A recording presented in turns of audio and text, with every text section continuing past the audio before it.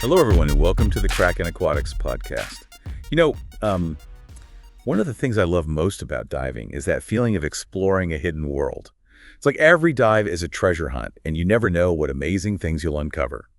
Today, we're doing a deep dive into some of the strangest and most fascinating things divers have found underwater. It's true. The ocean is full of surprises. Okay, let's unpack this. Yeah. What are some of the weirdest things divers have come across? I mean, we've all heard stories about shipwrecks and sunken treasure, but what about the truly unexpected stuff? Well, you might be surprised to learn that there are underwater crop circles. Underwater crop circles. Now, that's something I never expected to hear. What are they, and how do they get there? These intricate geometric designs are found on the seabed, and they're not made by aliens or some mysterious force. They're actually created by male pufferfish during mating season. They use their fins to painstakingly sculpt these elaborate patterns in the sand, sometimes up to 6 feet in diameter. It's believed that these designs attract females. Wow, that's incredible. It's amazing to think that these tiny fish are capable of creating such complex and beautiful art. Talk about hidden talents. But speaking of amazing sights, you mentioned bioluminescence earlier. That's something I've always found fascinating. Have you ever encountered these glowing creatures on your dives? Oh, absolutely. Bioluminescence is one of the most magical things you can experience underwater. Imagine diving at night and being surrounded by a galaxy of tiny sparkling lights. That's bioluminescent plankton, and it's like swimming through a living constellation. That sounds absolutely breathtaking. So it's not just limited to plankton, right? Are there other creatures that exhibit bioluminescence? Definitely. There are bioluminescent jellyfish that resemble pulsating disco balls, and some fish species use bioluminescence for communication hunting or even camouflage. So it's like their own secret underwater language. Makes you wonder what other secrets are hidden down there. But let's shift gears a bit and talk about something a little more tangible. Shipwrecks. I think there's something inherently captivating about shipwrecks. The mystery, the history, the thought of these vessels frozen in time on the ocean floor. What's fascinating here is what they tell us about the past. You're absolutely right. Shipwrecks are like time capsules, offering glimpses into bygone eras. We've all heard of the Titanic, of course, but there are countless other shipwrecks out there, each with its own unique story to tell sunken warships from various wars, ancient merchant ships laden with treasures, and even the occasional pirate ship. They're all down there waiting to be discovered. It's incredible to think about all that history just resting on the seabed. It really puts things in perspective, doesn't it? But it's not just ships down there, is it? I've heard that divers have found some pretty unusual vehicles underwater. Oh, yes, definitely. Divers have found everything from tanks and planes, especially military aircraft from World War II, to cars. Sometimes it's due to wartime events, sometimes it's accidents, and sometimes it's intentional disposal. Each discovery sheds light on a particular moment in time, whether it's a historical event or a simple mishap. Okay, so we've got underwater crop circles, glowing creatures, and sunken vehicles. What else have divers stumbled upon? I have to ask about human skeletons. It's a bit eerie, but I'm curious. Have you ever encountered any skeletal remains on your dives? It's not something you see every day, but yes, divers do occasionally come across human skeletons, particularly in underwater caves. Why caves specifically? Is there a reason for that? Well, some underwater caves were used for burials or rituals in the past, which explains why skeletons might be found there.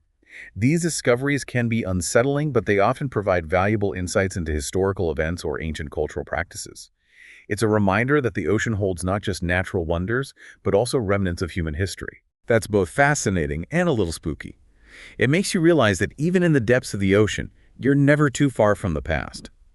But skeletons aren't the only unsettling things lurking down there. I read somewhere that divers have found sunken dolls and toys. It's kind of creepy, but also kind of sad.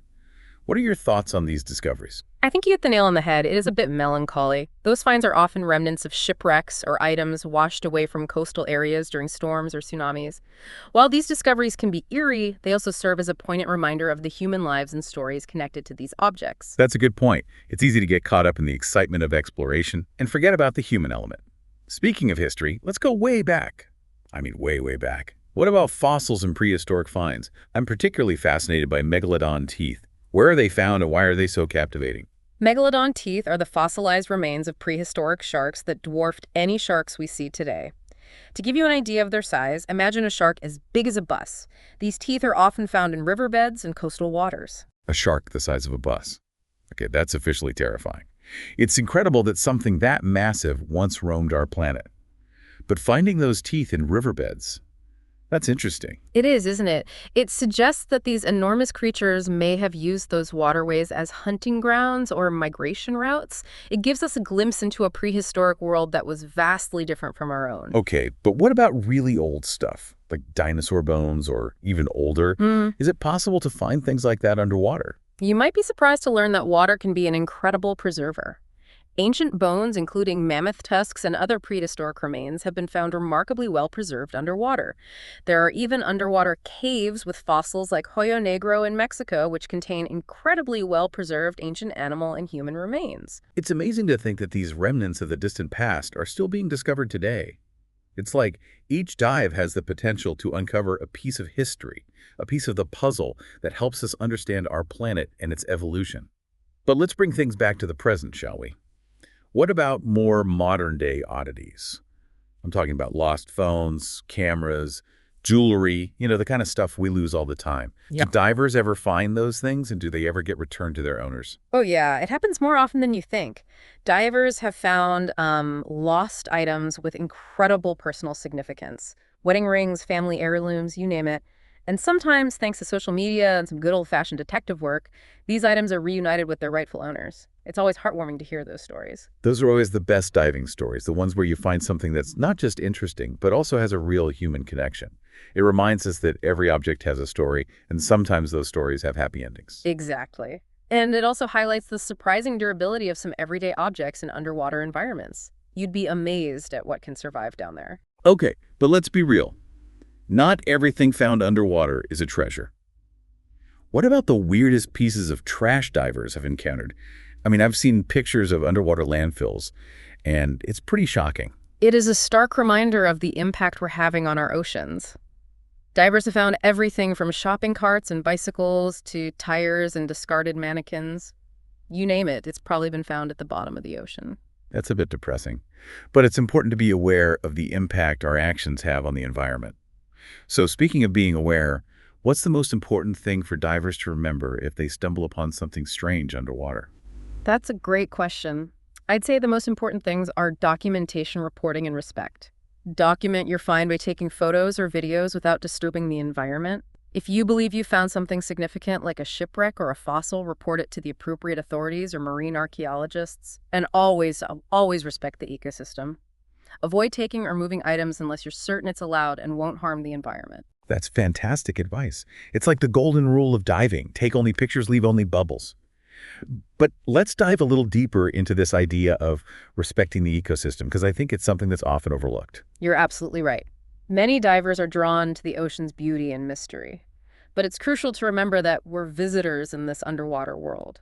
We need to tread lightly and minimize our impact. So it's not just about avoiding obvious damage like breaking coral or harassing marine life. It's about having a deeper understanding of our place in the ecosystem. Exactly. For example, even seemingly harmless actions like anchoring on a delicate reef or stirring up sediment can have negative consequences. It's about being mindful of the interconnectedness of all things underwater. I like that mindful diving. It's about more than just seeing the sights.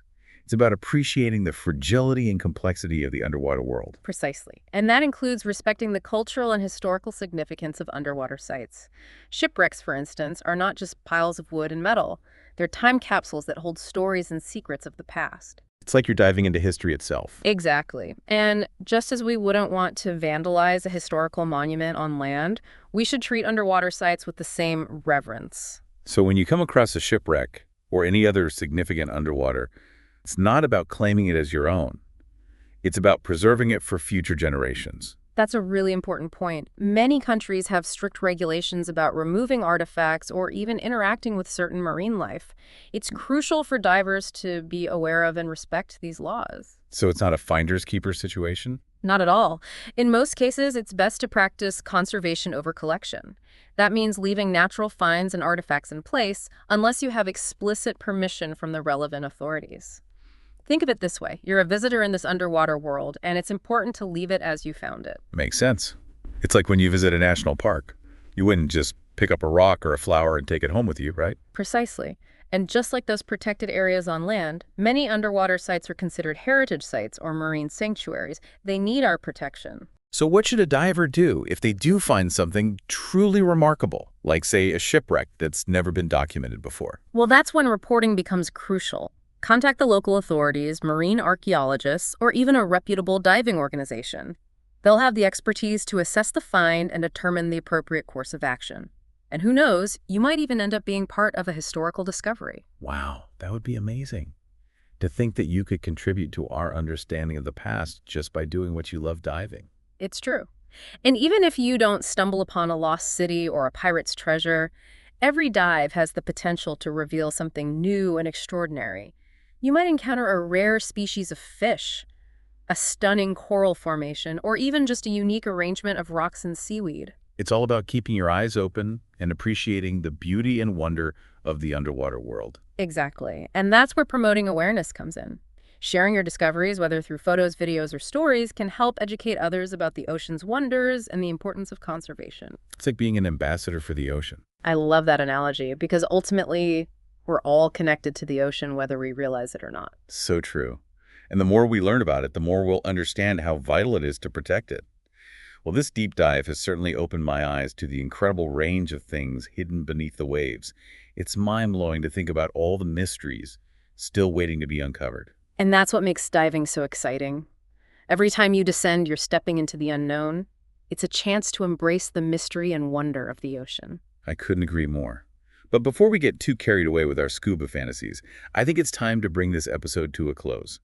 So as we wrap up our deep dive into the strange and fascinating things found underwater, I want to ask you, what's the most important takeaway for our listeners? I think the biggest takeaway is that the ocean is a place of constant discovery and wonder. Every dive is an opportunity to encounter something new, something that might spark your curiosity or challenge your perspective. You know, that's so true. I remember my first dive. I was just amazed by the sheer diversity of life down there. It was like entering a completely different world. And that sense of wonder never really goes away. The more you dive, the more you realize how much there is to discover and how much we still don't know about the ocean. It's humbling, isn't it? To think that we've only explored a tiny fraction of our oceans, and there's still so many mysteries out there waiting to be uncovered. Absolutely. And that's why it's so important to protect our oceans. We need to ensure that future generations have the opportunity to experience the same wonder and amazement that we do. I couldn't agree more. So to all our listeners out there, whether you're seasoned divers or just starting to explore the underwater world, I encourage you to dive with curiosity, dive with respect, and dive with a sense of wonder. Well said. And remember, you don't need to travel to exotic locations to experience the magic of the ocean. There are incredible discoveries to be made right in your own backyard. That's a great point. Yeah. So get out there, explore, dive deep, and who knows what strange and fascinating things you might find. Thank you for listening to the Kraken Aquatics podcast. We'll see you in the next episode.